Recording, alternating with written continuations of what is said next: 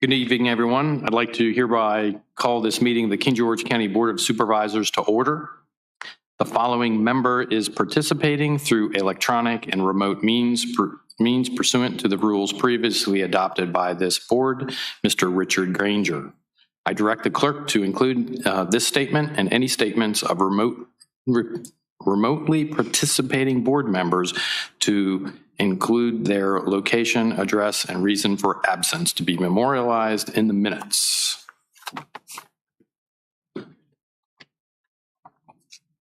And I would like to start out with the invocation by Mr. Collins, and we'll stand for that and the Pledge of Allegiance.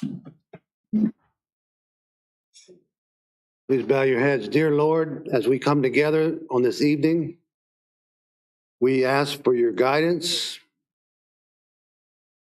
to do what is best for our citizens. We praise you for all your blessings. We ask for forgiveness for our sins. In your name we pray, dear Lord.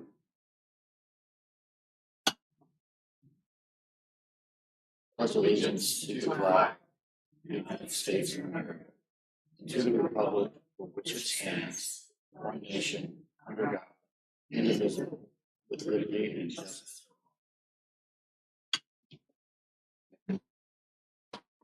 Thank you, everyone. Thank you, Mr. Collins. Now I will open up the floor to, or I'm sorry, I'm not going to do that yet. Mr. Miller, any amendments to the agenda? No, sir. Okay, thank you. Now I will open up the floor for public comment. Public comments will be limited to 3 minutes per person in order to afford everyone an opportunity to speak. If comments relate to a specific public hearing item, we ask that you offer these comments at that time of the public hearing.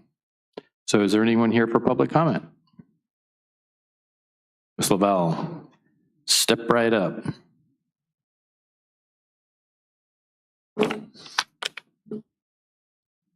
Hi, my name is Ana Maria Lobo. I live in Residential Lakes, 10263 Roosevelt.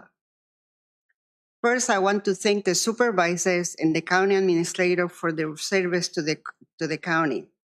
Well, I want to talk about the budget, which is very important to me and the rest of the community. Well, people are complaining about why it takes so long to complete. I understand that it's complicated. My question is, do you have professional help like a CPA to complete it? The people of King George want to know how much their tax bill will be next year. The property values county-wide have increased by almost 40% after the last year reassessment. Also, I want to know if the county is going to get funding from the state. Also, what happens if the county does not get help from the state? Also, I want you to understand that people in the county are hurting. The price of the gas is extremely high. I have never seen the price so high. Everything is high. I guess people don't understand that the price of the gas is the base of the economy. It seems like our president does not care about the people. These higher prices are hitting the retired, they're hitting their finances. I hope people understand that. Thank you.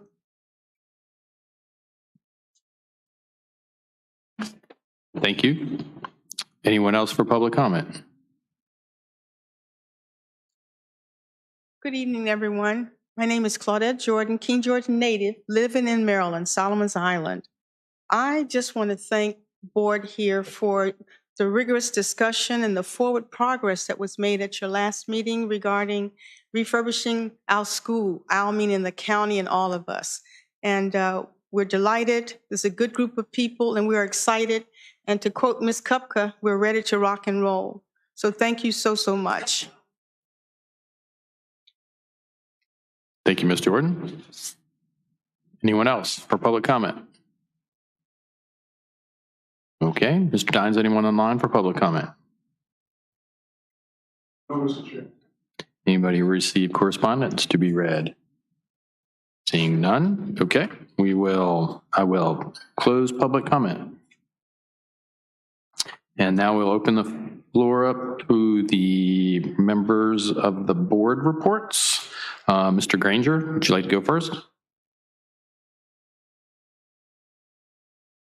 Yes, can you hear me okay? Hear you loud and clear. Thanks. Okay, I'm just going to do one thing since I'm remotely attending. I believe I was supposed to provide information about why I need to remotely attend and where I'm at.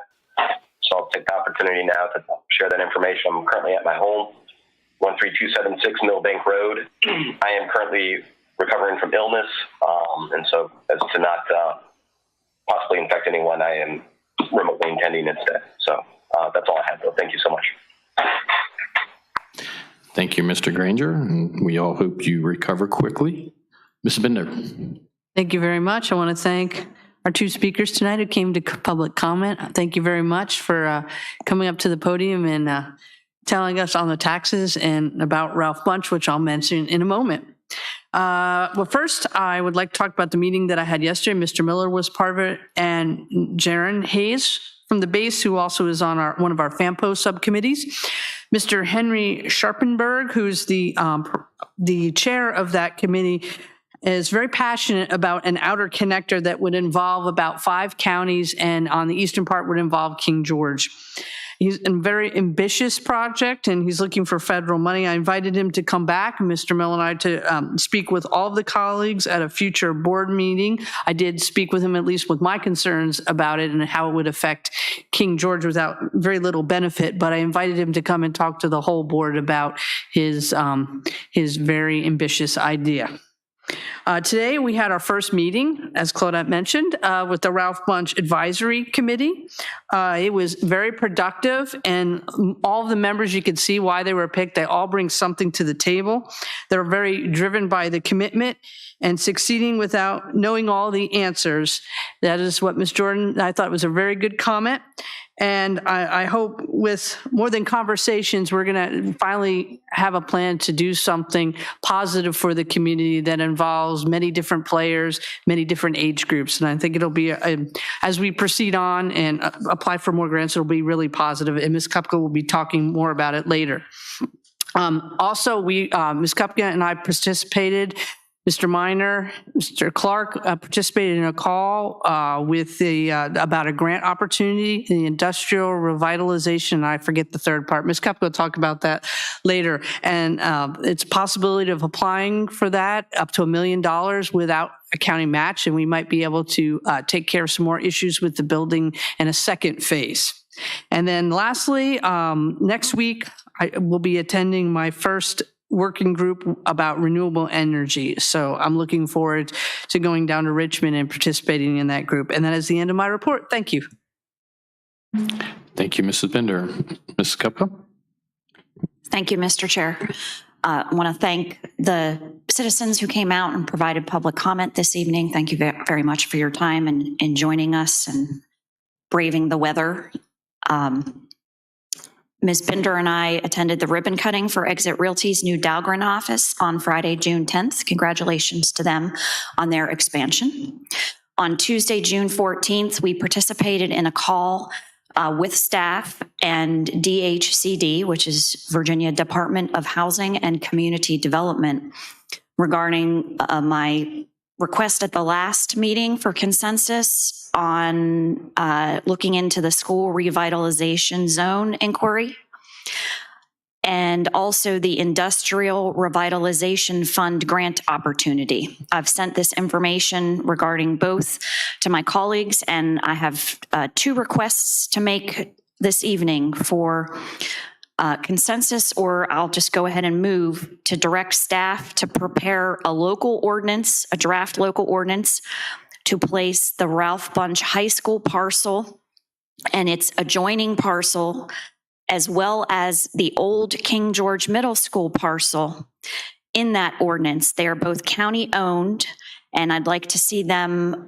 written into the ordinance for an abandoned school revitalization zone, which right now the plan is the county is still going to continue to own these properties, but if we wanted to either sell one of them or partner with others, it would allow us some flexibility and very importantly, would score us some extra points, quite honestly, in this upcoming grant opportunity, because any incentive that you're making to make something more attractive in a blighted property is very helpful. So the first one is a motion to direct staff to prepare that draft ordinance for the Ralph Bunche High School parcel. It's adjoining vacant parcel and the old King George Middle School parcel. And I want to thank actually Mr. Minor. During our discussion today at the committee meeting, we did talk about the Ralph Bunche parcel, but he actually had the idea to, hey, if we're going to do this ordinance, why don't we do it all at once, do it right, and do it for the old middle school too, because that's a tool that can help him as far as pursuing economic development opportunities with the property. So I had a motion. If anyone would entertain a second. Second. We have a motion properly seconded. Any discussion? Seeing none. All in favor? Aye. Aye. Aye. Collins, and you, okay. Chair votes aye. Motion passes. Thank you. And then the second motion is to direct staff to prepare a grant application for the Industrial Revitalization Fund. The due date is August 19th. So we'd be looking for the amount of $1 million because that's under the ARPA allocation. The state has this year and next year an additional $22.5 million of funding that they can work with. Normally, they only have about $2 million of funding from the state budget. So we were looking for $1 million for, and these are items that last meeting, we previously identified $500,000 worth of the most pressing suggested items from Wiley Wilson. So we'd be looking at those $500,000 worth, as well as likely well and septic replacement. We're thinking would come in around $1 million. So rather than push and wait until the fall when the National Park Service grant opens up again, we'd like to go ahead and pursue this opportunity this summer. Hopefully by the time the next grant rolls around, we'll have an answer back from the state about this $1 million. And again, there's no local match. We learned though in the call that having that abandoned school revitalization zone helps strengthen the grant application, and that we have the previous $500,000 allocation from the National Park Service. We can actually call that local match. So that's going to further strengthen our grant application. So we thought it best to try to jump on this opportunity now.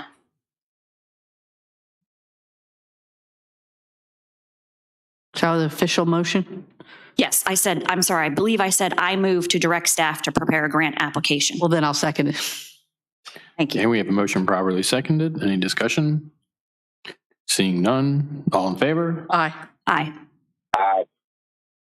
Chair votes aye. Motion passes.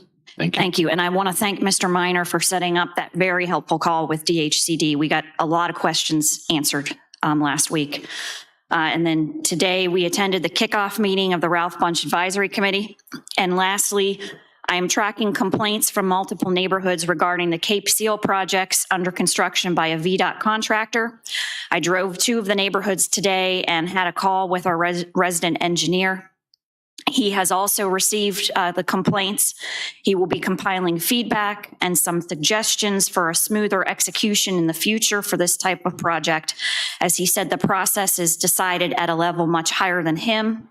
He did indicate that a vacuum truck will be visiting the neighborhoods later this week to clean up all of the gravel left behind in residents' yards.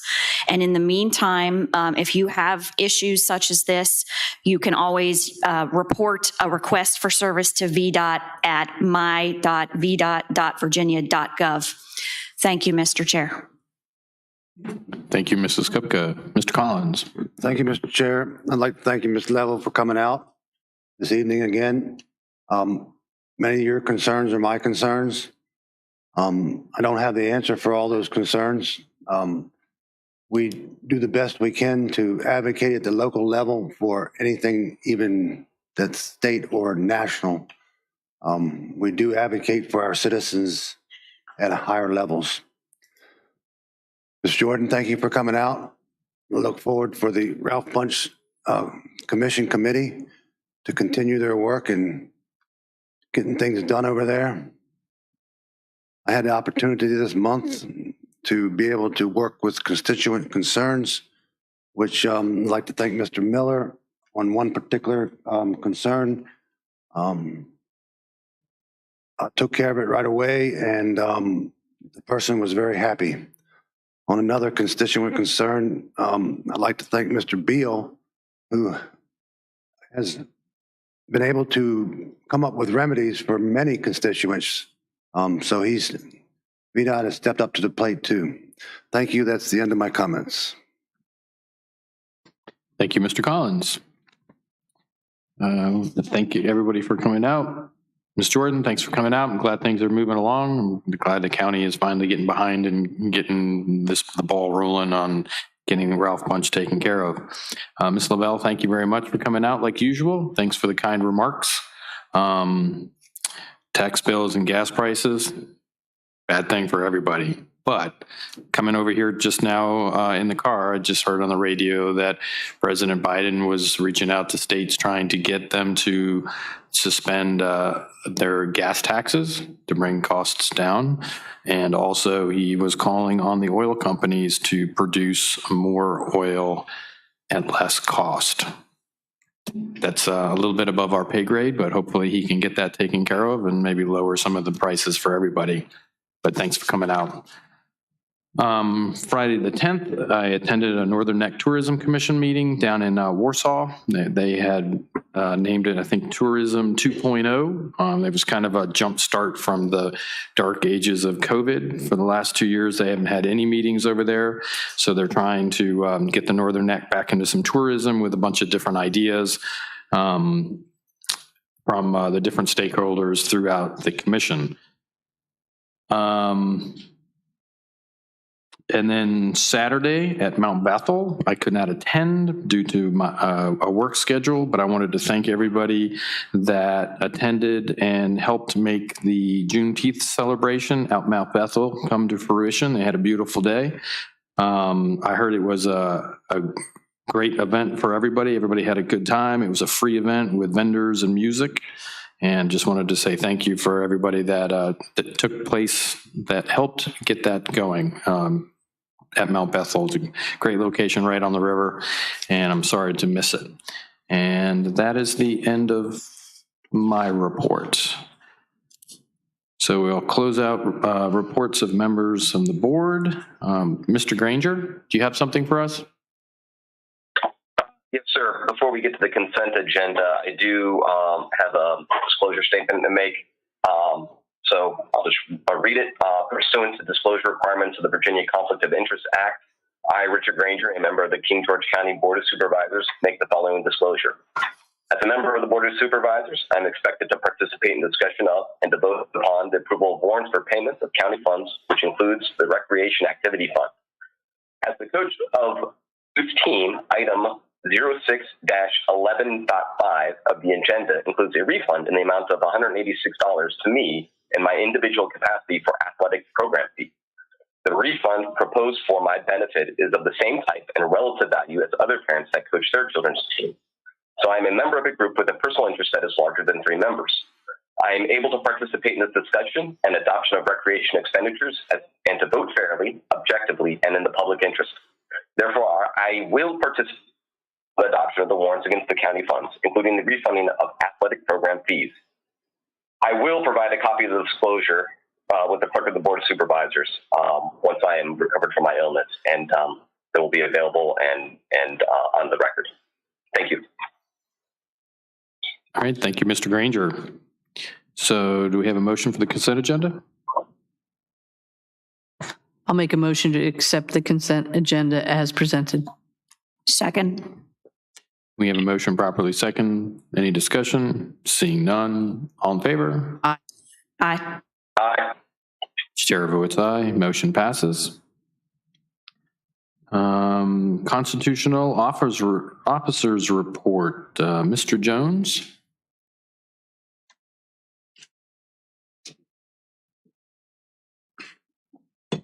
Mr. Chair, colleagues, good evening. First, before the report, happy to report that, we approved samples for the real estate and personal property bills yesterday. We've been assured that they should be in the mail by Friday, no later than Monday. So please be on the lookout for those. I know we've had a lot of questions in regards to them. However, they should be on the way. So just want to make that noted. Now, May's expenditure report. We started the month of May with a balance of, in the general fund, $30,628,627.24. The county received $240,720.40. And we dispersed $17,535,896.25, leaving an ending balance $28,333,451.39. And this total has been reconciled, and the month of May has been closed.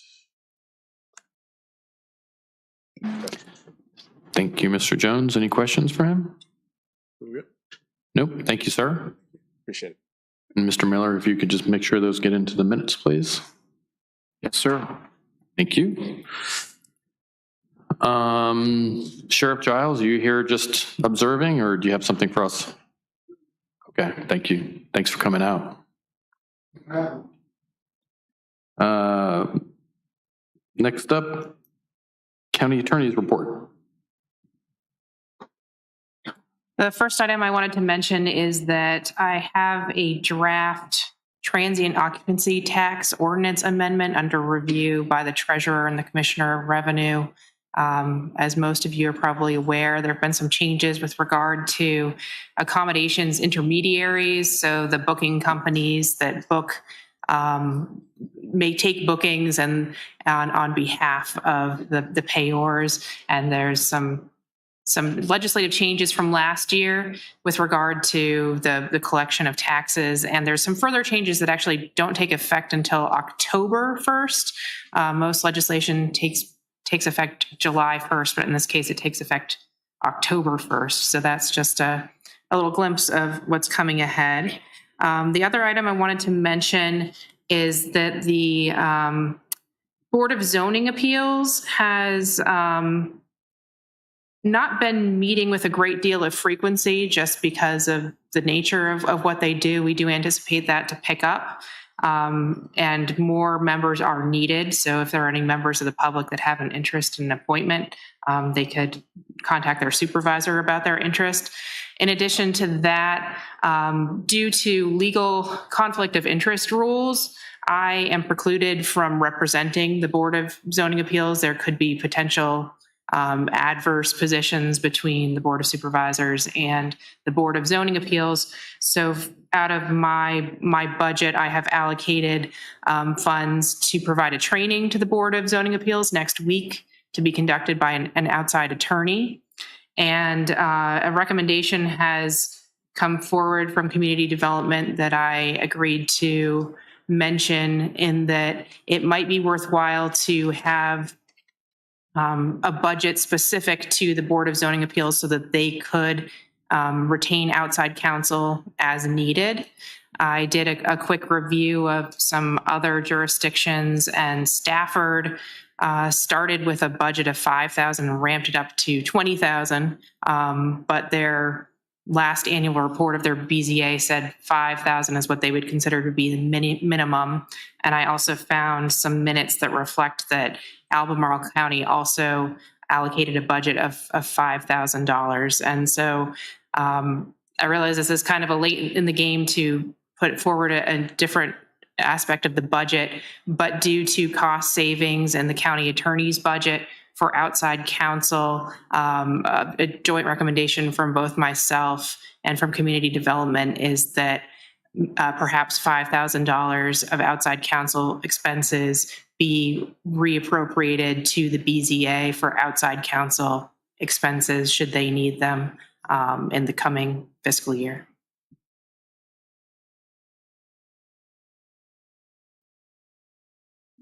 All right, thank you. We need a motion to do that. Do you want a motion, Ms. Lackey? Yes, if that's the will of the board. So is this is from the current fiscal year? Yes, I would propose that some of the carryover From the funds current fiscal year. years from this fiscal year be reapplied to the BZA for purposes of outside counsel expenses in the coming fiscal year. So this is a first reading, first information on that. So if we're going to do a motion, it'd probably be best to do it at the next meeting. Have time to mull it over a little bit. Ms. Lackey, is there a time constraint or anything on this? There's not a time constraint except to the effect that there is likely to be a Board of Zoning appeal next month for which they may or may not want to consult outside counsel, but I don't know that they would need that full allocation for outside counsel expenses. Mr. Chair, from my understanding, well, I know I appointed or recommended somebody. There's a second recommendation and they have to have training. So this attorney would help train them, correct? The attorney could. I actually negotiated that the attorney who's conducting the training next week has agreed for it to be a training that could be available to new members. And so it's kind of needed because they need the training, especially from my understanding why the urgency of appointing somebody was there's possibility in July of a case coming before the Board of Zoning Appeals. That's correct. So maybe this should have been brought up earlier time. It shouldn't be brought up and voted on the same night. Mr. Chair, would you like a motion so we can continue discussion? Sure, if there is one. So, Ms. Lackey, correct me if I'm wrong, but I move to carry over funds in the amount of $5,000 from the county attorney's current fiscal year outside counsel line item to be reallocated again in the amount of $5,000 for BZA outside counsel. Second. We have a motion properly second. Any discussion?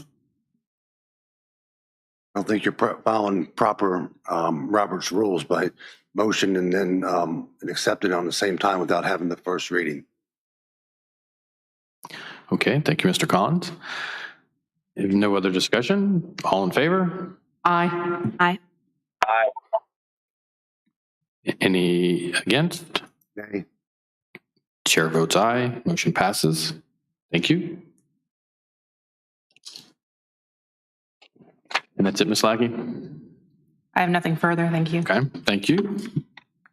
No boards, commissions. We'll go on to presentations and reports. 613, presentations and reports. Smart Scale Project Review Presentation. Ms. Wilson.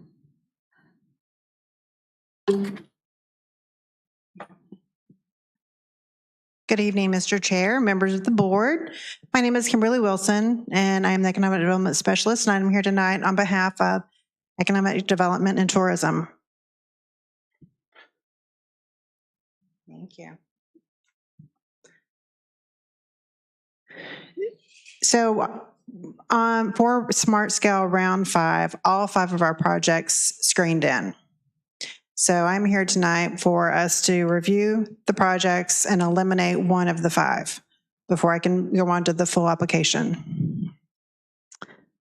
The first one is the 301 and Route 614 multimodal improvements.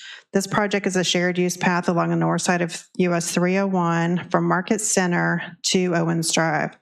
The project will also add a sidewalk along the east side of Owens Drive from 301 to Bradford Place.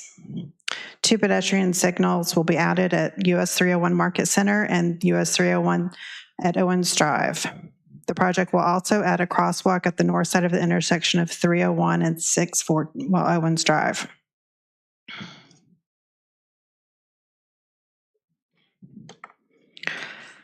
This is the 301 Park Conway Salem Church roadway improvements. This project will add a restricted crossing U-turn at the intersection of 301 and Route 607, Port Conway, 625, which is Salem Church Road. This will limit crossover traffic, limited to left turns only.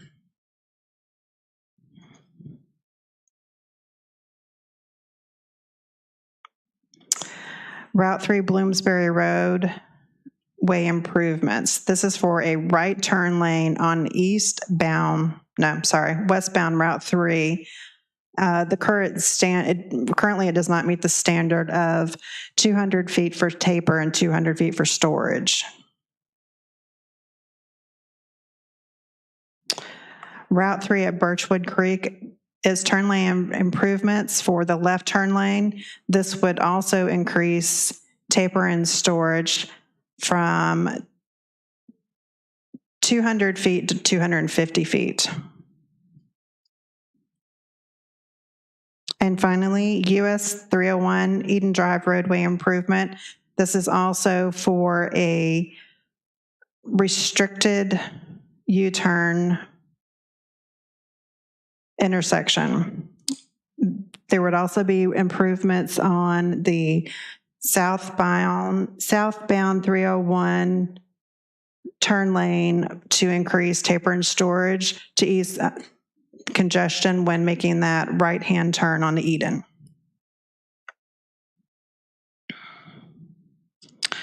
So of these three projects, with the exception of the Route 3 projects, they were all part of the 2018 Arterial Preservation Plan.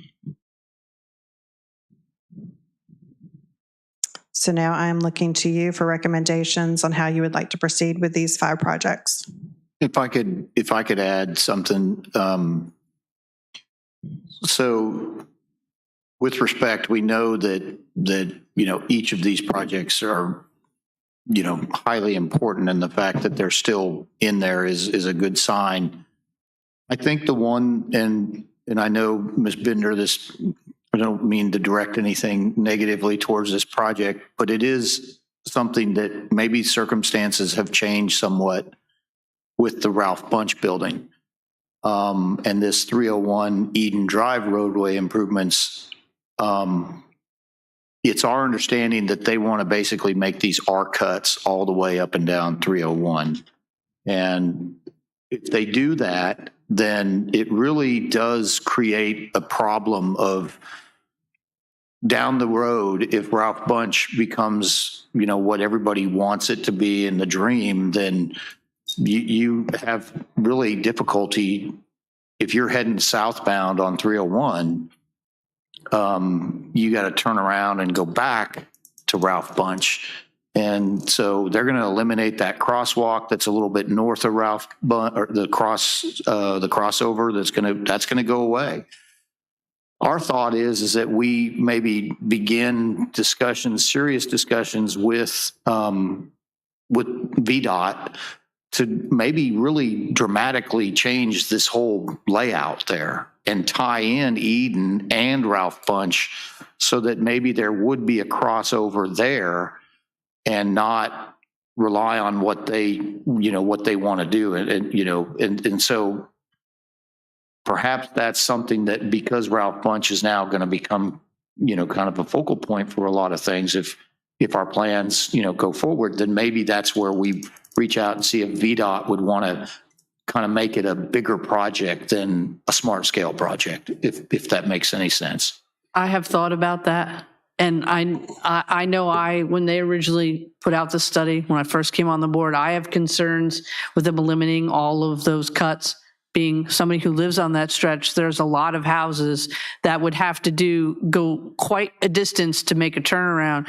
So I wouldn't be opposed if we could have a serious conversation with VDOT about that particular intersection and about all the residents that live down that road. They're going to be affected if they cut out all of those cuts. I mean, maybe there can be a way that a certain section can be configured to accommodate Ralph Bunch and the citizen. And we have several businesses, including a very popular antique mall, that would be one of those people that would be affected by them eliminating all those cuts. So, Ms. Wilson, What, are you asking to cut one project? Is that what I'm understanding? Correct. We can only go forward with 4 projects. Okay. So which one, in ranks of motor vehicle accidents, what are the ranks 1 through 5? The highest amount of motor vehicle accidents? Well, the first one, the area would be the 301 area, even though that's a pedestrian project, not a, You mean the one by Sheets, by Dahlgren? yes. Yeah. Port Conway, Bloomsbury, Birchwood, and then Eden Drive is last. So are you listing them in the amount of motor vehicle accidents? From the most to least. Okay, can you give it to me one more time? 301 and Owens, the multimodal project. Port Conway, 301, Salem Church. Route 3, Bloomsbury. Route 3 in Birchwood Creek. And then US 301 and Eden Drive. Thank you. So I think that the best thing to do would, this is about a safety issue. That's what VDOT's about, safety issue, that you would nix the Eden Drive project, just from a general safety point of view. Ms. Kupka, anything? Yes, Mr. Chair, thank you. So I agree with staff's recommendation about looking at a larger future project for Eden Drive, because we do know we'd want to do some type of economic development access to Ralph Bunche High School as well, and that was also included in the Wiley Wilson study that we saw at the last meeting. Maybe we could do a larger smart scale project in the future, or we could fast track it and look at revenue sharing. So yeah, I agree with staff's recommendation to drop that one out. And I also agree with Mr. Collins' recommendation, because as a rural locality, our weighted factors, we score more points for safety and economic development than any of the other categories in smart scale. Those are how we can maximize our points. And this is a points game. This is a numbers game. So the Bloomsbury and Birchwood Creek projects in particular have access to our industrial parks and potential economic development projects. So I think it's very wise to keep those in. And yeah, I'm with taking out Eden Drive for now. And thank you, Mrs. Cook. Thank you. I have one more question after you're done. Mr. Granger? I have no questions. I think the points by Ms. Kupka and Mr. Collins are very valid, and I would agree. Okay. Mrs. Bender? I have a question on the Bloomsbury. Can we go back to Bloomsbury? I just wanted to make sure. I have had several people talk to me about the site distance, and especially older folks that get a little nervous about crossing over. So would that help them out? This improvement is strictly for the westbound turn lane, for that left-hand turn, because there's no taper and no storage there.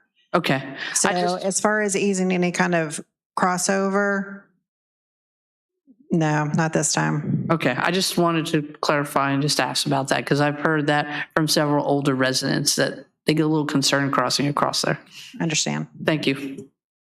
Hey, Mrs. Bender, I'm sorry, but I know there's a lot of houses down there, and it's a tough intersection, especially when the grass is up. But I think, if we do get the Ralph Bunche project up and running, they're going to need a lot of work there as well. So I'm in agreement with the other colleagues about dropping this one out. You good? Okay. If I could add that I will reach out to Mr. Beal, the resident engineer, and ask him to either coordinate with Mr. Minor or with the committee, that perhaps he could at least get a briefing or get an idea so we can get him involved early on. Transportation projects take a long time, and it's probably best to get on his radar screen. So if there's some bigger transportation needs that need to happen at the Ralph Bunche building and in association with the Eden Drive, then we can start bringing him involved in it. We'll do that. Okay. Thank you, Ms. Miller. Mr. Chair, can I add a point here? I just want to bring this not necessarily to Mrs. Cook's attention, but Mr. Miller, I want to make sure that our staff is aware that in addition to the projects that we as a locality submit, we have the opportunity. I know Mr. Chip Boyles is here this evening. He's our administrator for GWRC.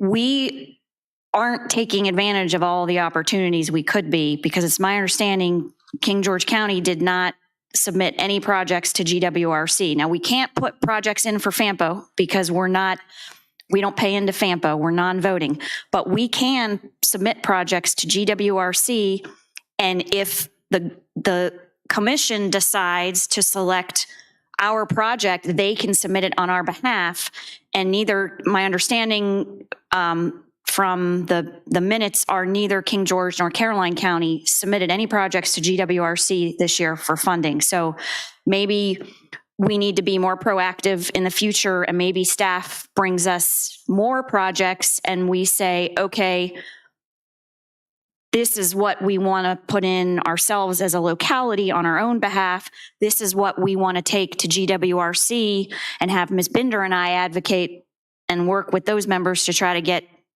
consensus from that commission to put in for another project for us, because that's actually how we got the upcoming advertisement for the 206 and 218 right turn lane. Actually got funded by GWRC, ended up putting it in for us. So that was one that got dropped off, and then GWRC picked up and funded. So that opportunity exists. I just want to make sure we're taking advantage of all the opportunities we have. Thank you. Thank you, Mr. Chair. Thank you, Mrs. Kupka.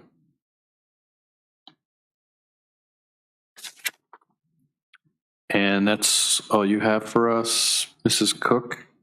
So we have the consensus. Okay. Yes, That's it. to drop that one off. Thank you. Thank you and congratulations. Thank you. All right, moving on. 614, Department of Finance, adoption of proposed 2022-2023 operating budget. Mrs. Hahn, welcome, and I'm sure you're glad to be here. Well, good evening, Mr. Chair, members of the board. Before I get to the action items tonight, I wanted to bring to your attention some matters with the school budget. And Dr. Benson is here as well, and he can state if I'm off base here or anything. But originally, when he presented the budget, there was the possibility of $2 million in construction funds from the state. But that was included in his total budget picture. Now that we weren't sure if it was going to stay in, come out, but the budget bill that was submitted to the governor for approval, the construction money is in, and it's a little over $2 million for the county schools, but that funding can only be used for new construction or debt mitigation. And the only debt that we have for schools, it has to be within the past 10 years, and that is the debt service for the middle school expansion. And that debt payment is a little over $1.2 million a year. And the funds are also on a reimbursement basis, and they can be used in fiscal year 23 or fiscal year 24 if we don't use them all. Dr. Benson is going to present to the school board next Monday, the 27th, suggesting that we use $1 million for debt mitigation in fiscal year 23, and that he would cut his budget by $1 million.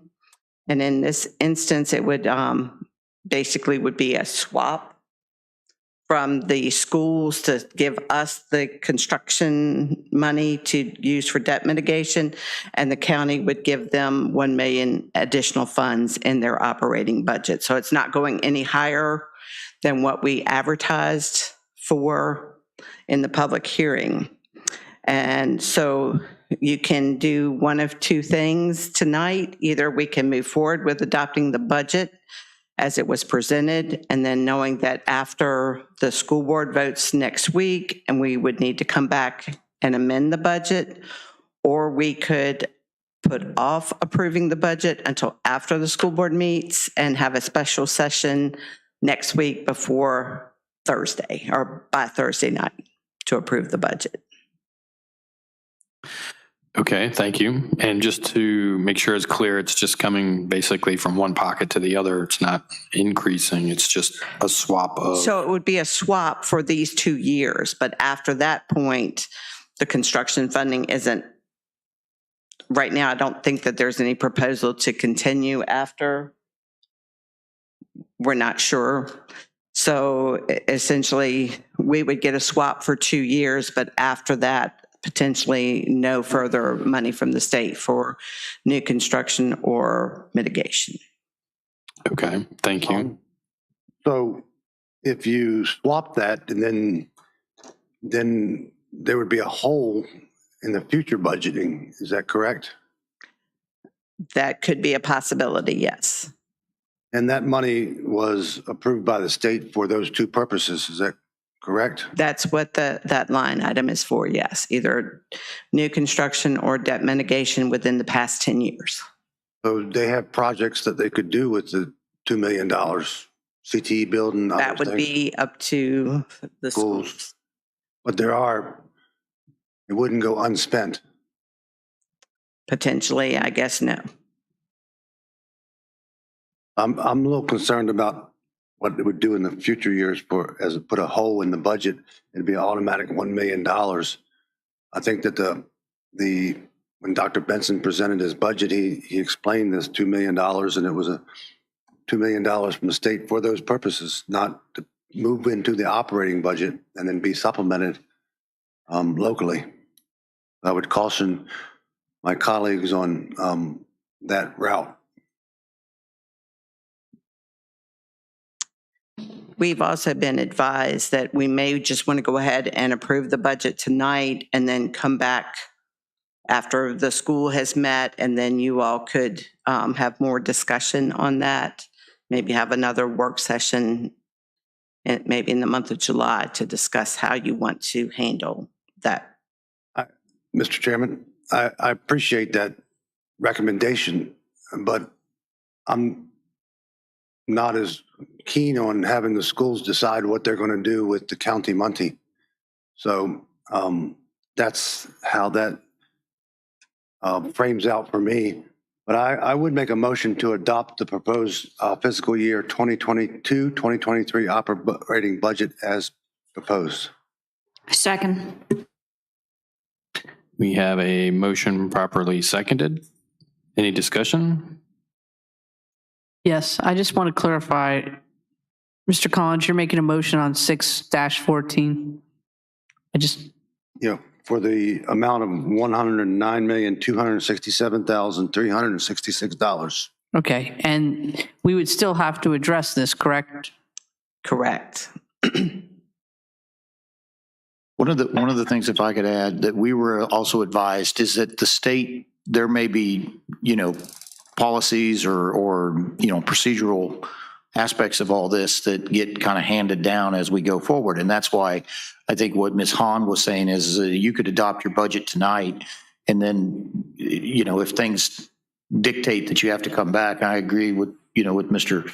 Collins that, the concern that we have is, what's the future look like? And after this money is gone, is there always going to be this kind of hole, or is there always going to be this need for this? And so adopting the budget tonight, you get that done, and then you have the time to come back and address this if that's what you want to do. And after the school board has taken, or had some kind of discussion, or, maybe it's a joint meeting with the school board, and you address this, and everybody can kind of be on the same page. So that was our recommendation, is to move forward and, have your budget adopted so that it goes into effect and there isn't any delays and anything like that. So just to reiterate one more time. Mr. Chair. Mrs. Kupka. Thank you, Mr. Chair. So I would recommend moving forward with adopting the proposed budget per the motion this evening, because the school is a separate issue if we want to address that later, but this affects every county department. I'm sure Mr. Boyles is here to figure out if we adopt a budget so GWRC gets our contribution. Department of Social Services, this affects the jail. I'm on the regional jail board of directors with the sheriff. These people need answers. They need to know that they're going to get their money, and we can deal with the school issue later. And that was something that I believe even Mr. Granger brought up in several meetings, that if we need to have another meeting about it later to sort that out, I'm fine with that, but we need to move forward tonight with this budget tonight. Thank you. Mr. Chairman. Just 1 second, Mr. Collins. Mr. Granger, do you have anything? I know it's hard to chime in. It's okay. I appreciate you reaching out to me about it. I'll just say I agree heavily with Mr. Collins about the concern about using what is one-time dollars in this situation and then providing back what could possibly be the expectation of continuous year-over-year dollars.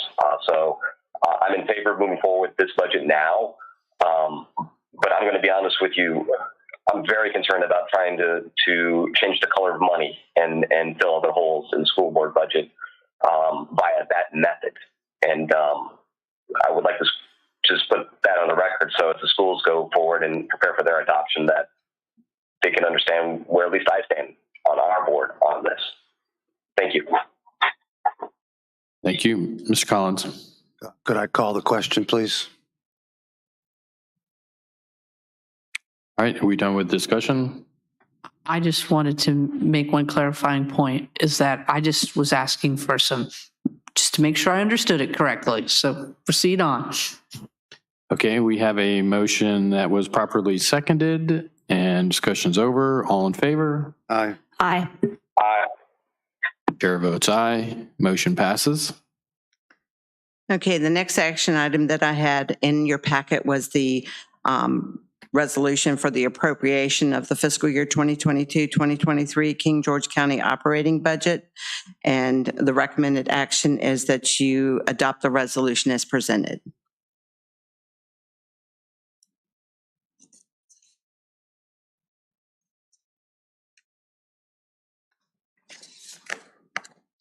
This was 6:15, right? Yes. Okay.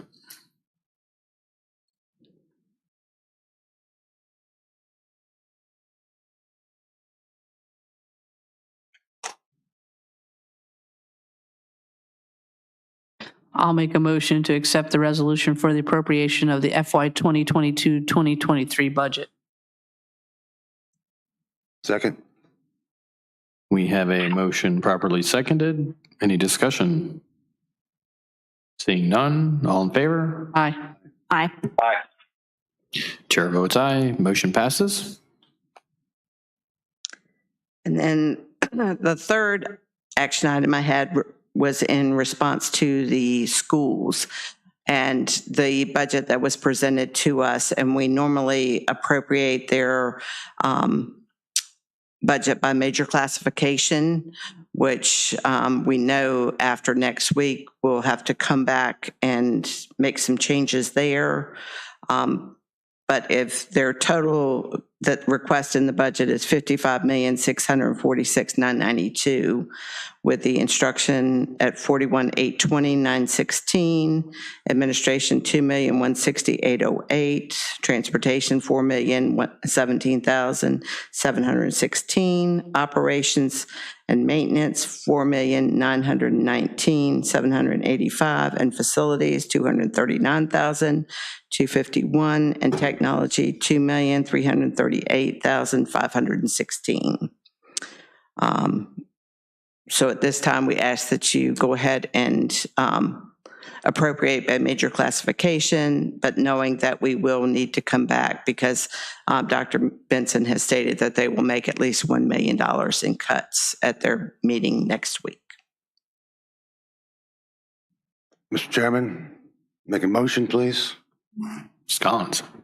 Appropriate the King George County School Funds 2023 operating budget by major classifications in a total of $48,765,850.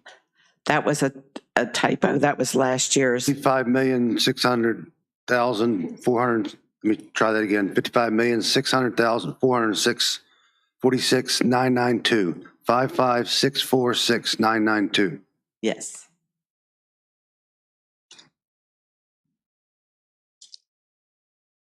Second. We have a motion properly seconded. Any discussion? Mr. Chair,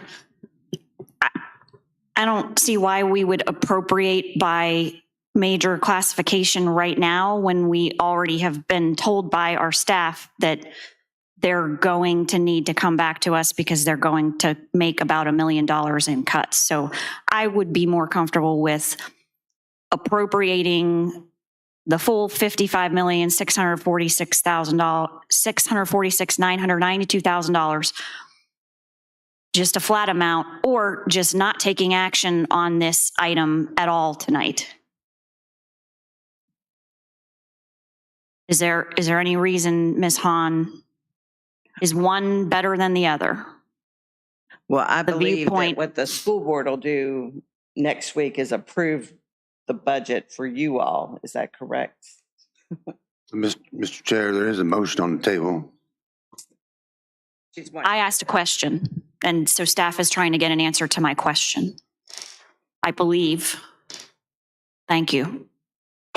I don't know from the county's perspective as far as how it's appropriated, if it's appropriated as one amount or by categories, what implications that has. Quite frankly, if that, I think you'd have to address that, Ms. Hahn, if there's a difference between the two. And so what happens is after it's appropriated this way, when it goes in the books, it goes, the school finance manager provides a listing of all of the different, like instruction, you have instruction classifications for each school and different items there.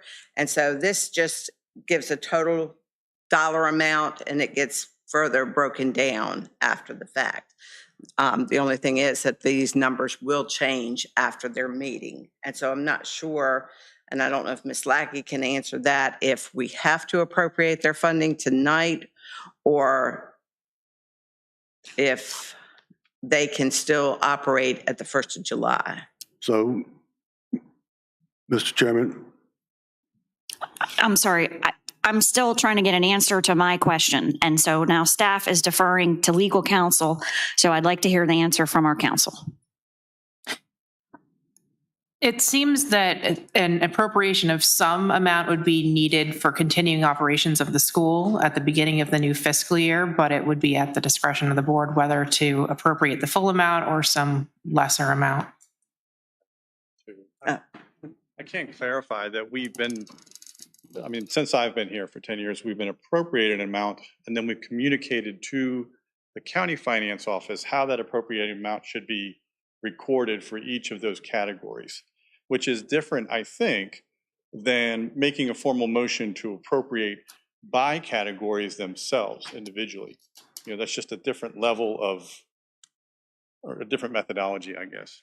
And I guess I can expand on that. The major classifications are split out by different things that are sent over.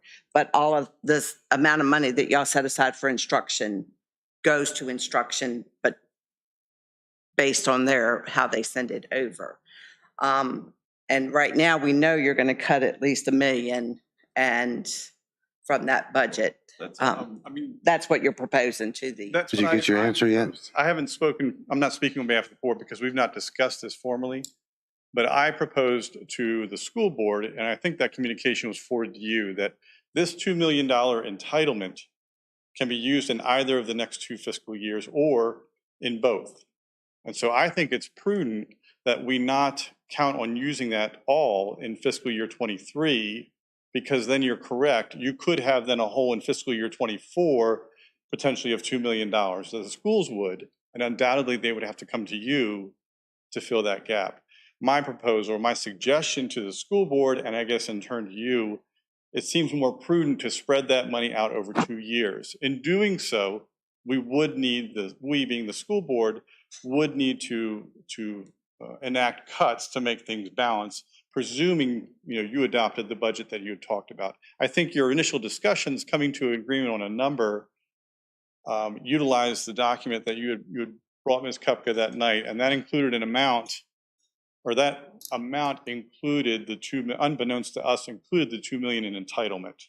And that's the trick. And so what I'm simply thinking would be prudent is to simply swap again the 1 million each fiscal year for the debt service money you've already budgeted for the schools for the next 2 years. That gives 2 years of timing to consider whether that entitlement will continue, which it could. You know, I'm not saying it wouldn't, but it could, depending on the General Assembly. Or if it didn't, then it gives you a lower hill instead of a cliff to then navigate at the end of fiscal year 24. Thank you very much. Mr. Chairman. Mr. Collins. So historically in King George, it's appropriated by category. I think that the law allows you to appropriate by category. And that's been the historical way to do things. I don't know why there's a reason to change that instead of giving them a lump sum and allow them to move money where they want to. I think that we need to just stay on track with what historically has worked.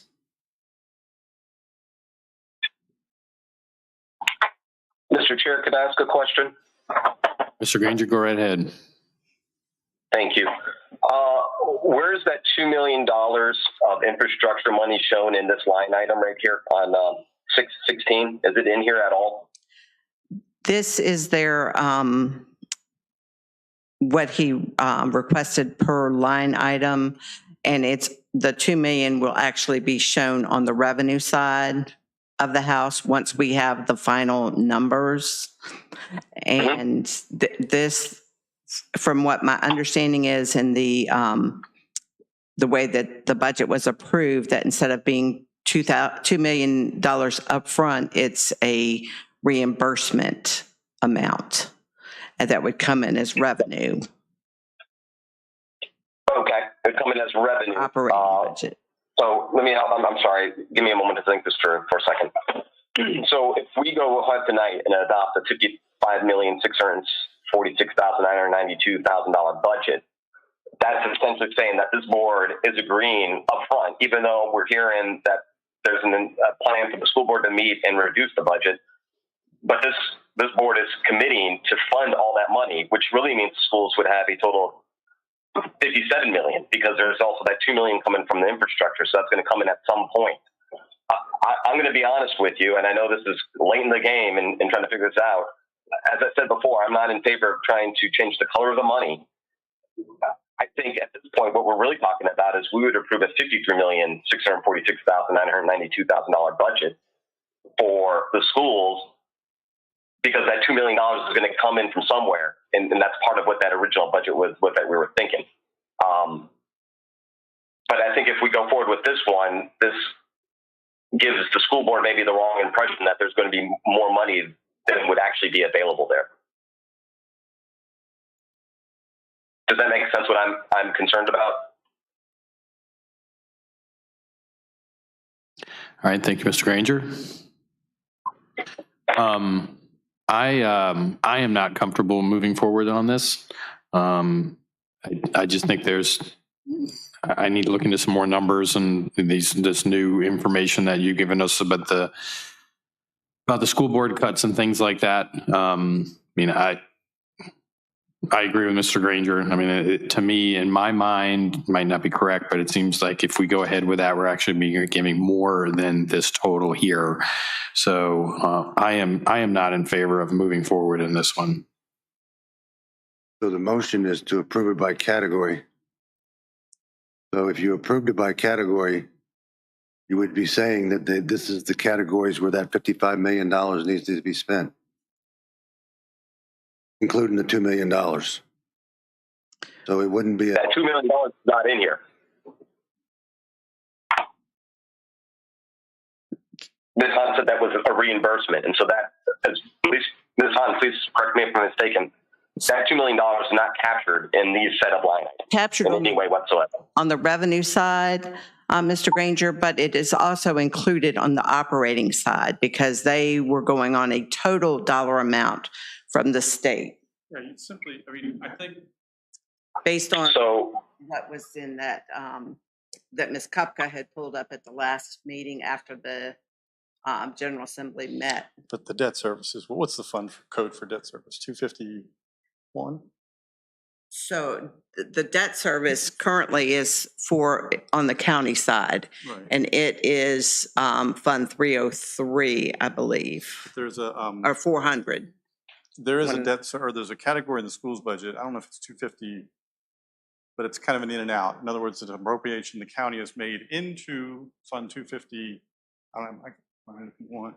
And then they pull it right back out to make the debt service payment. You know, it's separate. It's not from 250. I can pull it up.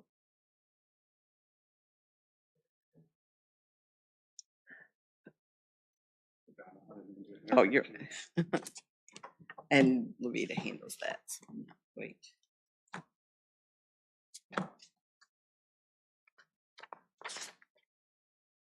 Mr. Chairman, while he's looking that up. So if there's that much questions, maybe we can call the question, let it die, and then revisit it. Because there's a motion and there's a second. So we could call the question, and I haven't made a motion to call the question, but we could do that and let it die, and then you could have more time to get further questions answered and clear some of this stuff up.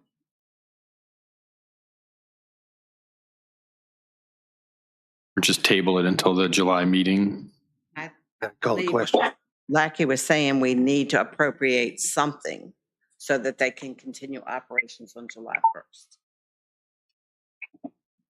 So I'd like to make a motion to call the question for the motion as presented and properly second. Given the money they need to operate.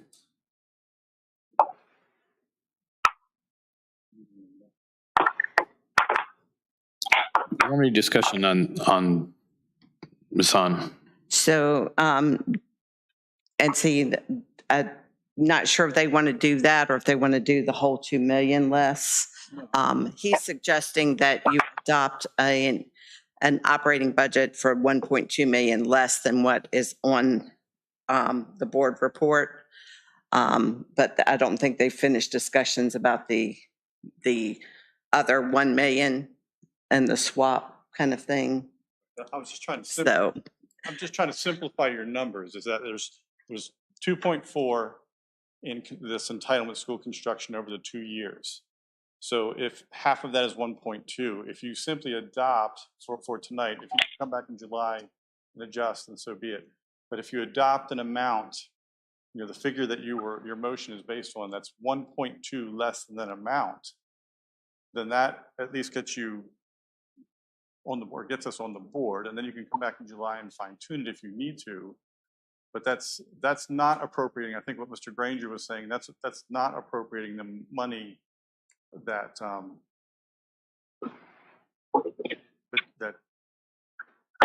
let's see.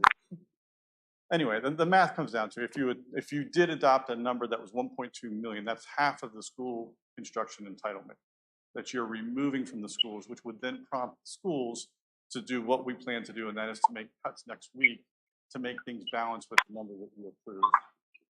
That only utilizes then presumably half of the school construction money, and saves the other half for next year. Mr. Chair, so the motion is and the question is called, but just to make some clarification, is the $55 million, 55,646,992 by appropriation is the motion. And the email that I saw today was there was an interest in changing into that part of the money into operating. So I'd still like to call the question, and then Robert's rules does say when the question is requested to call, it will be called. No more discussions. The question has to be seconded, and then there has to be a vote on the question to begin with in order to move forward. I have not heard a second upon the question. The question, there was a second on the question. No one, I have not heard, who seconded your question? Mrs. Bender. No, there was a second on the motion. There was not a second on the question. You don't have to second the question. You do. That's part of the Robert's rules, is my understanding. A question must be seconded and then have the majority vote of the board in order to move forward and end discussion. Mr. Granger's summary is correct. It would have to be, the motion to call the question would have to be seconded and then carried by majority.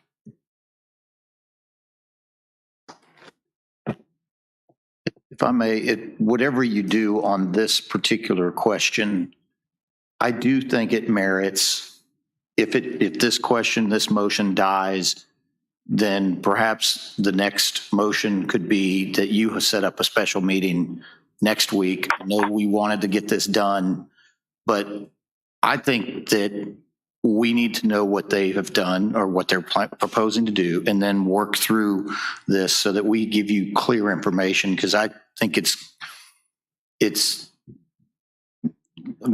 sausage making in public, and I think that we need to have some discussions in a work session format and in a regular meeting where you have the numbers finalized from the school board and Ms. Hahn and staff work through it so that you have so that you feel comfortable. And because I'm seeing some doubts and some concerns. Collins is got some very good points about the future and, what does it mean? And Mr. Granger. And so if we've got a concern, I don't know that you want to necessarily commit to it now. And if you've got to have something done before the 1st of July, I would recommend that you come back in a fashion next week. I know that's hard to ask you all to do that again, but get it done before the 30th of June. I would be much more comfortable than that. I'd have to look at this and further digest it and look at it. So do we just let this die and come back later, or? I move to table this discussion or this item until a work session next week. Do we need to call for a vote to kill that, Slackie? I need to call for this vote first. A motion. I'm sorry, was that a motion, Mr. Granger? I didn't quite catch if that was a motion or a suggestion. Not a superior. I was making a motion to table this discussion. Well, I'm sorry. Can I motion that we table the vote, or do we have to let the vote die? I should ask. I might be mistaken. But we do have a motion now that's out, properly seconded, that we either need to vote yay or nay on to get rid of that, I think. Okay. Mine's a superior motion to his motion. Okay. Okay, well, so we have a motion properly seconded. No more discussion. All in favor of that motion? Aye. Anyone against? Nay. Nay. Nay. Chair votes nay. That motion does not pass. So, Mr. Miller, you're saying that we want to get a meeting next week to go over this? That is, if that is the direction of the board. I think my concern is that we were having a lot of money thrown around, and I thought that there was a pretty good level of discomfort that you all had about agreeing to do anything. I think you have time, and I think that if the school board is planning to do some things according to what Dr. Benson is proposing, I think that you need to have that information in front of you, have staff look at it, and give you a clear number of what these categories would be so that you can come back and do what Mr. Collins wanted to do, which was appropriate according to the classifications. And you can still do all that. You just would have a better sense of what we're actually doing, because I think that the proposal kind of makes it a little confusing. And I think that we need to have a good, clear grasp on those numbers. Mr. Chair. Mr. Collins? So this late in the game, the schools have been pushing for a budget for us to adopt a budget since they first adopted their budget. And now we're 8 days prior to the appropriations. I think it's a little late to be having an end game run on this. So have a meeting if you wish, but I don't think it's proper to have this end game run on this thing. Even with all this new information and numbers that they're throwing out? So they came with a needs request budget, and they knew what they're going to, what the state was proposing for the $2 million. They provided a budget that we voted on for our match, and we approved an amount. And now we're at the appropriations of this, and now they want to change the game. I got a lot of heartburn with that. And I would think that maybe that you all would have some heartburn with that too, to have an 8-day change, 8 days to all this over and make changes when they want to change it to, they want to change $1 million to operating, which we don't even have any idea what that means. So I strongly disagree with this whole process. Mr. Chair, may I speak? Go ahead, Mr. Granger. Thank you. I appreciate it. I think if we try to move forward with this right now with the 55646992, that would end up putting us in a lot more danger because it almost as us tacitly saying, yes, we're going to go ahead and move forward with that exchange of money from one-time funds to operating funds.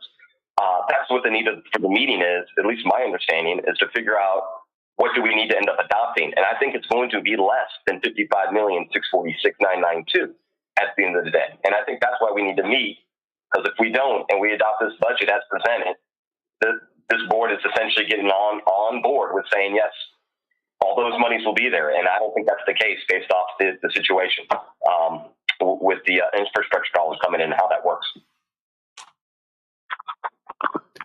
Thank you, Mr. Granger. Mr. Chair. Ms. Kupka? I know Ms. Bender and I have a conflict on Monday coming up. We have a GWRC meeting, but I'm available, I believe, the rest of the week if you need to schedule a meeting, a follow-up meeting. And I think it would be prudent to wait until after Monday because Monday is when the school board is going to meet and make their cuts. Thank you. I have a conflict on the 28th, depending on what time it is, because I will be at that meeting, first meeting, so.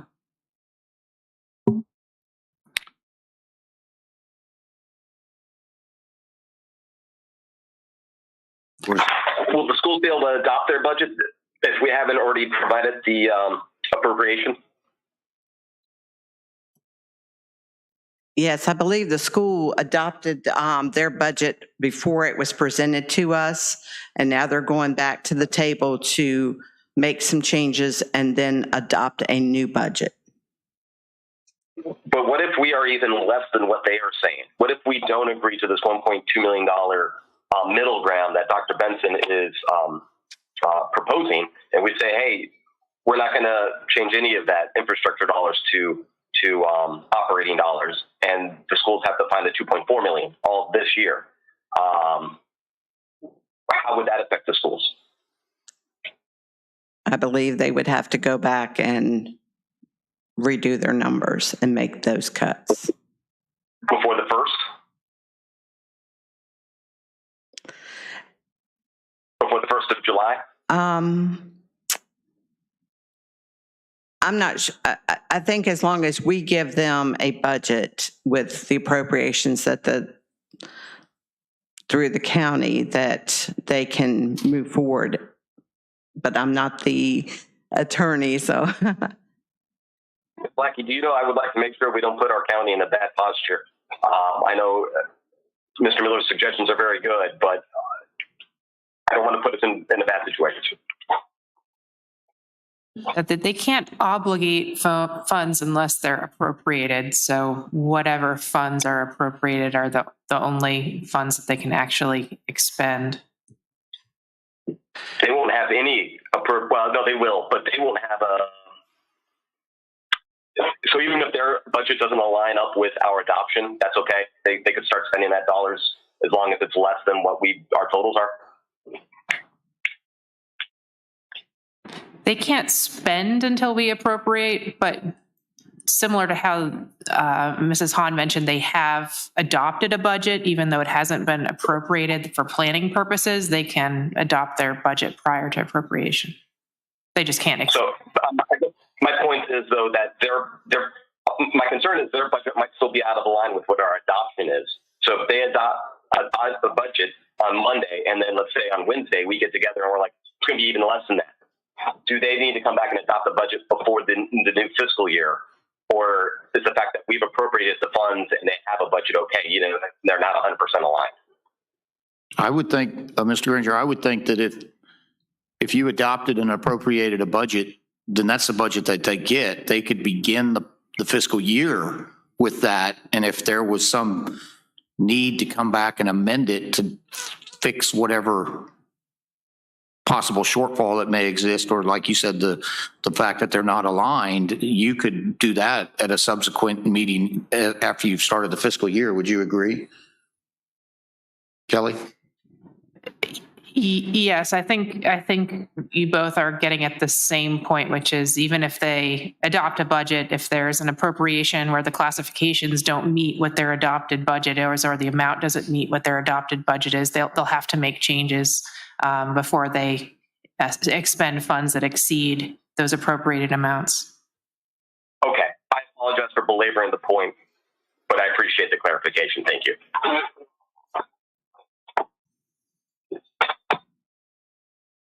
All right, so we would need to get together next week for a meeting. That would be my recommendation. And you all cannot do Monday? That's the 27th. I do think that, as Ms. Kupka indicated, that's the night that they're going to meet, and I think it would be prudent to have their information for you to consider. Right. So maybe the 28th, or I know. The 28th or 29th? Yes. Not the 30th. Wednesday's Bible study starts. I've been trying to get the Bible study for 6 months. 28th, is there a meeting here? Could we do it either at the firehouse or the sheriff's office? Ms. Bender and Ms. Cup can't make the 28th. Is that correct? 27th, 28th, it depends on the time. 6 o'clock. 6. I'm coming back from Richmond, so if I'm a little late, that's cool. 6 o'clock Tuesday, King George Sheriff's Office. How's that?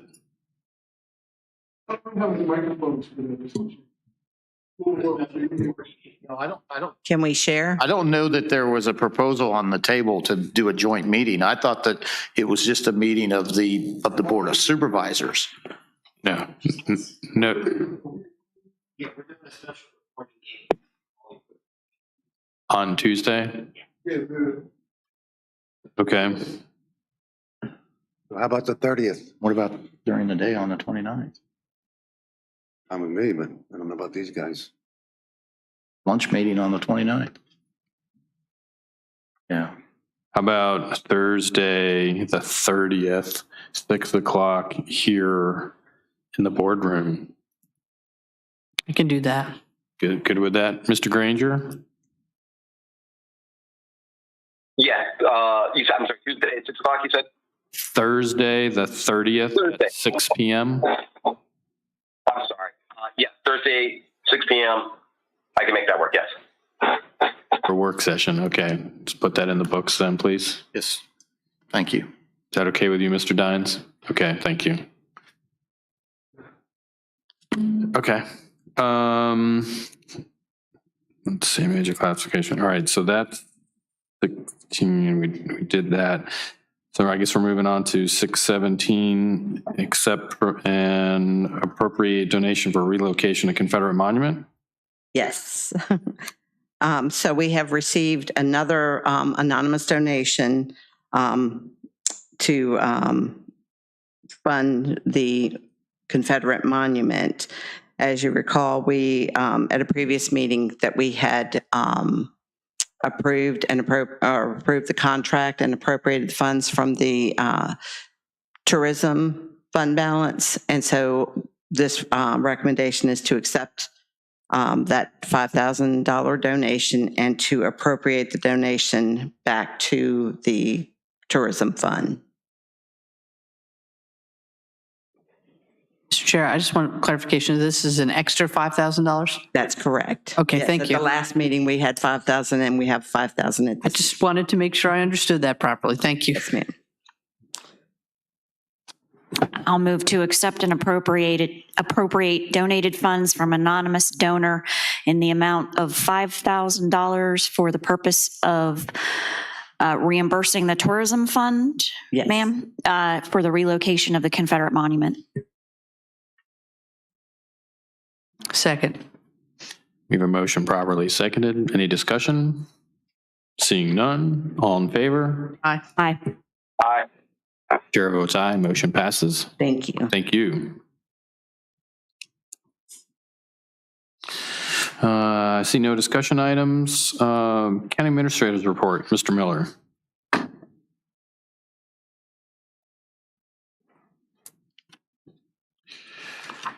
Okay. The first item on here, I would have a recommendation that was submitted by Ms. Ann Bush, who is outgoing on the CPMT. And she's recommending that you appoint Mrs. Jacqueline Kubuchi, who's to the as the chair of the CPMT, and then also Dalen Pettit to serve as the vice chair. So I would probably need a motion to allow this to happen. As you know, Ms. Bush is no longer going to be on that committee. I move to appoint Mrs. Jacqueline Kabuchi as chairperson of the King George CPMT, the Comprehensive Policy and Management Team, and I move to appoint Ms. Dalen Pettit to serve as the vice chairperson of the CPMT, the Comprehensive Policy and Management Team. We have a motion properly seconded. Any discussion? Seeing none, all in favor? Aye. Aye. Chair votes aye, motion passes. Thank you, Mr. Miller. The only other, there's a couple other items. One is just, and I think we've already kind of exhausted the discussion about the zoning appeals, but Ms. Hall had just asked that I remind you that if you have anybody, I think we have an at-large member and then the James Monroe representative to that board. They do have enough people right now, but it is one of those situations where if you don't have a quorum, then some pretty important decisions can't be made. So if you have anybody, please contact Ms. Ms. Hall, and she can let you know of the the parameters, because there are some parameters with a BZA member. So very important board though. Second Industrial Park, we are engaging the services of SDI to do the site development and all the process involved in developing a conceptual plan. And so we've secured them for that. Just wanted to let you know that. And,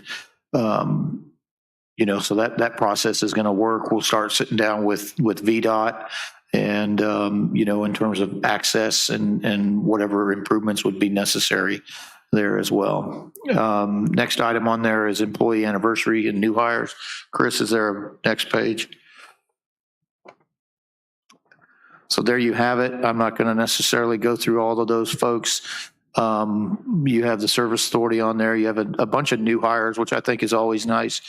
So we have Alexis Butchers, who is community development. She is the replacement of for Ben Frith. If you remember Ben, he left to go down to Roanoke. We have in fire rescue, we have Tyler Reball in the sheriff's office, Stephen Kellum, and Jonah, or is it Johanna? Johanna Sylvester. I can't read. So, and in the library, Sarah Condi, Breeza Koch, and we have Matthew Posner in the Service Authority. And then the Parks and Recreation, we have 3 employees, Rashid Barnes, 4 employees, Kelsey Simpson, Luke Marshall, and William Frazier. And then we have some transfers in the landfill and in the Treasurer's Department. I also would be remiss if, and you all have been informed, Miss Amanda Samil is moving on. July 8th is her last day, and we're starting the process of her replacement. She's going to work for Chesapeake Bank. I think they, as they say in The Godfather, they made her an offer that she couldn't refuse. And so we'll miss Amanda, but we still have her here, and she's going to help with the transition. We'll, our team will be able to handle those things. The existing HR staff, finance staff, myself, will be able to take care of things. But we'll be letting you know that there will be a reception, I think is the plan, like the 6th or so of July, and we'll make sure that you all get notice of that, and you can come by if you would like. Thank you. That's it. Okay, thank you, Mr. Miller. Mrs. Bender? All right. I move that the King George County Board of Supervisors convene in closed meeting to discuss negotiations concerning the construction phase for the courthouse pursuant to VA Code Sections 2.2, 3711, A6, and 29. These provisions permit discussion concerning the potential investment of public funds and contract award decisions where discussion in an open meeting would adversely affect the bargaining position or negotiation strategy of the public body. Discussion of the proposed contract terms and scope are also authorized pursuant to VA Code Section 2.2, 3711A8 for consultation with legal counsel regarding specific legal matters requiring the provision of legal advice. I invite the county administrator, county attorney, county engineer, clerk of the court, and engineering consultant because they are deemed necessary and/or their presence will reasonably aid the board in its consideration of the topics to be discussed, pursuant to Virginia Code Section 2.2, 3712F. Second. We have a motion properly seconded. Any discussion? Seeing none. All in favor? Aye. Aye.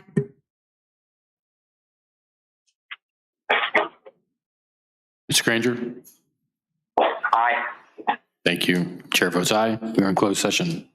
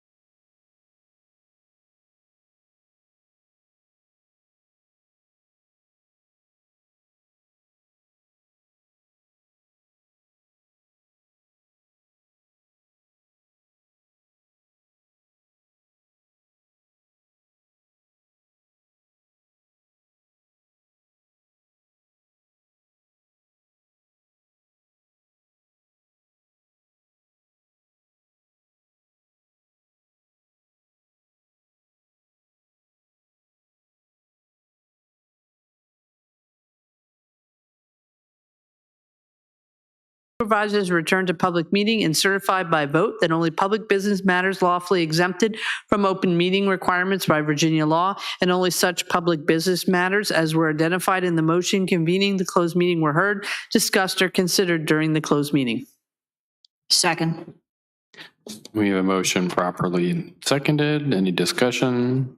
Seeing none, we have a certified by vote, please. So certify. So certify. So certified. So certify. Chair votes so certified. We are in open session. We have a motion.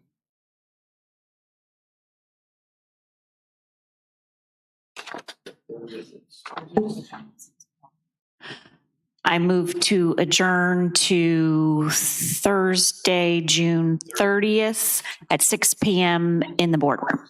Second. We have a motion properly seconded. Any discussion? Seeing none, all in favor? Aye. Aye. Chair votes aye. We are adjourned.